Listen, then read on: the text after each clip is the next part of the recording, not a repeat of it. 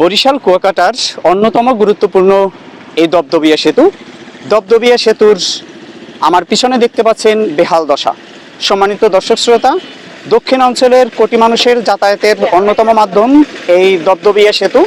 সেতুটির বেহাল দশা রয়েছে, সেটা আপনারা আমার পিছনে তাকালেই দেখতে পারবেন। এখানে সৃষ্টি হয়েছে বড় বড় খানাখন্দ, যা সামান্য বৃষ্টিতেই রূপান্তরিত হয় ছোটোখাটো ডোবায়। এখানে এই ভয়াবহ পরিস্থিতির মধ্য থেকে প্রতিদিন যাতায়াত করে অসংখ্য যানবাহন। এই যানবাহনগুলো জীবনের ঝুঁকি নিয়ে এই ব্রিজটি পার হয়ে থাকে। যদি অতি দ্রুত এই খানাখন্দগুলোর সংস্কার নিশ্চিত না করা হয়, তাহলে যে কোনো মুহূর্তে ঘটতে পারে ভয়াবহ দুর্ঘটনা। রাস্তার বর্তমান অবস্থা যদি বলি, খুবই পরিস্থিতি বেগতিক। দেখতেই পাচ্ছেন এই যে গাড়ি যাচ্ছে, হেলাইয়া দুলাইয়া পড়তে আছে।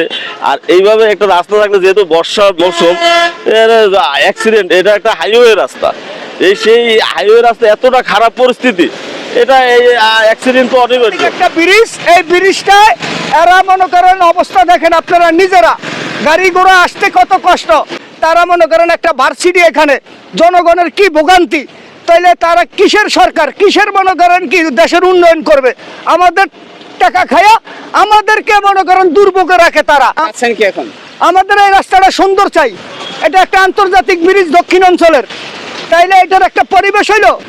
প্রত্যেকদিন এই দিক দিয়ে যাওয়ার সময় বিশেষ করে আমি বিগত 2 দিন আগে যাওয়ার সময় অটো নিয়ে ওখানে অটো উল্টে গেছিলো। এছাড়া প্রত্যেকদিন যে স্টুডেন্ট যাইতেছে ভার্সিটির ব্যাপারে যানজট তো লেগে আছে। এছাড়া দুর্ঘটনা আমাদের ভার্সিটিতে বিগত সময়েও 2জন শিক্ষার্থী মারা গেছে ওখানে। চলার জন্য অনেক সমস্যা দেখা যাইতেছে, একটা রোগী লইয়া যাওয়া যাইতেছে না, রোগীর খুব সমস্যা, এবং আমাকেও সমস্যা, বেয়ারিং ভাঙ্গে যায়, ঠিক আছে, গাড়ি পল্লি খায়, এই জায়গায় দুর্ঘটনাটা বেশি করে। এই রোগী লইয়া মনে করেন মেডিকেলে যাইতে যাইতে রোগী যায় ডাবল অসুস্থ হইয়া, কথা বলছেন। আর দ্বিতীয় কথা হয়েছে কি, মনে করেন এই দক্ষিণবঙ্গের মানুষগুলো খুবই কষ্টে আছে এই ভার্সিটির এইটু লইয়া আর এই ব্রিজের অর্ধেক। আমরা নতুন করে শুনতে পাইছি পিচের রাস্তার উপরে এখন ইটের রাস্তা বলে পাস হয়েছে, এই জন্য অনেক আর কি দুর্ভোগ হইতে আছে, এটা করতে আছে। ওই যে পিছনে কাজ চলতে আছে, ইটের রাস্তার কাম হইতে আছে, ইটের রাস্তার উপরে, পিচের উপরে। ব্রিজের এই বেহাল দশা নিয়ে উপবিভাগীয় প্রকৌশলী TM রাজিমুল আলিম রাজু বলেন, আপনি জেনে থাকবেন যে গত 2 মাসের ভারী বর্ষণে মহাসড়কসমূহ মারাত্মকভাবে ক্ষতিগ্রস্ত হয়েছে। আমরা অনেকগুলো টেন্ডার করেছি এবং অলরেডি আমাদের 3টা ওয়ার্ক অর্ডার হয়েছে। আমরা এখনও মাঠে নামতে পারিনি, বর্ষার কারণে আমরা নামতে পারিনি। যার কারণে এই সড়কগুলো আমরা বর্ষার পরে মেরামতের ব্যবস্থা করব। বর্তমানে যেহেতু বর্ষা মৌসুম, এই মৌসুমে আমরা বিটুমিনাস কাজ করতে পারছি না, বিধায় আমরা ইট দিয়ে বক্স কাটিং করে আমরা পটহোলসগুলো মেরামত করছি।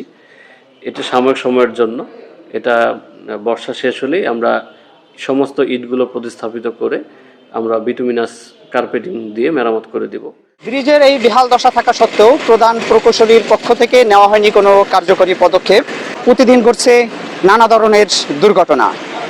দপদপিয়া ব্রিজের এই বেহাল পরিস্থিতি তুলে ধরতে আপনাদের সাথে যুক্ত হয়েছিলাম আমি রহমতুল্লাহ সিদ্দিকী, দৈনিক আমাদের বরিশাল।